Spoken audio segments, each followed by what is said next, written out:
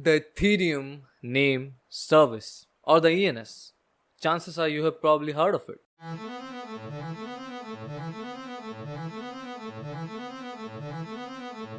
Maybe you have seen people making riskless money out of selling these ENS.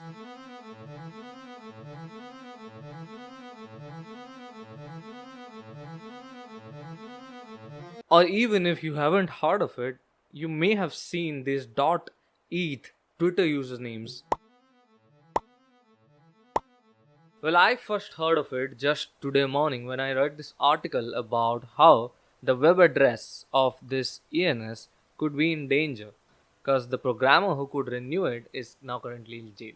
And I was like, okay, cool, but what is this ENS? I had to dig a little deeper.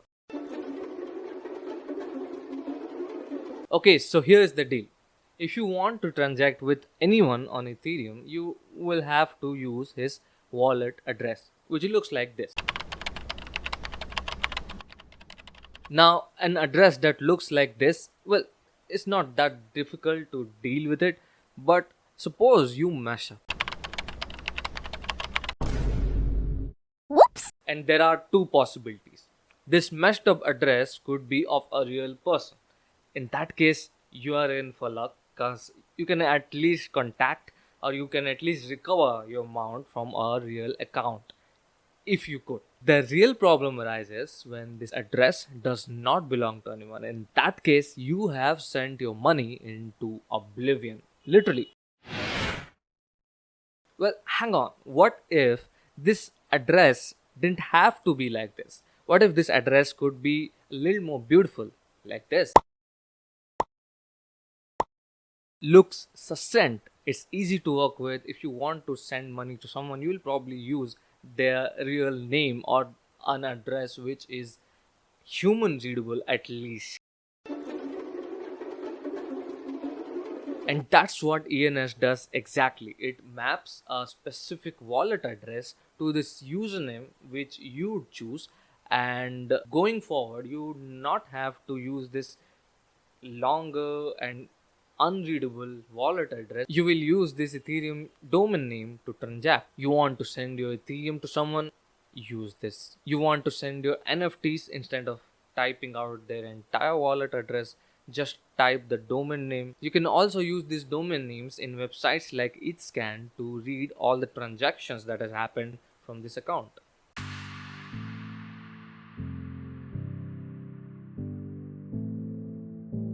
If you really want to do something cool, then you can use services like IPFS, which is a file hosting service, a decentralized file hosting service, and you can use it with ENS to set up your own website. So it's the same DNS, it's the same domain name which can work as your wallet address, and it can also work as your website address.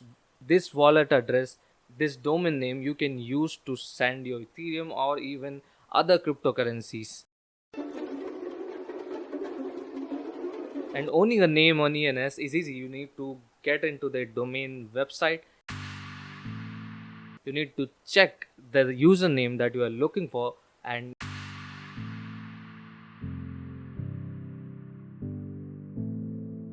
if that's available, you are going to select the period for which you are going to pay for the domain name, and then you have to pay the gas fees, and done.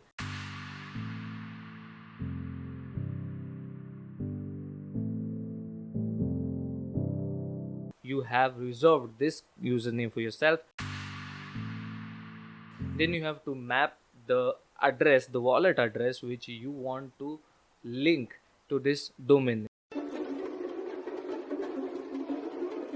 And the cool part is you can even sell this domain name in future, and based on the demand for your domain name, you may even make a very good money out. Well, this type of interpolability and functionality is what makes these ENS domain names way more functional than the traditional DNS domain names that we use in normal internet IP addresses.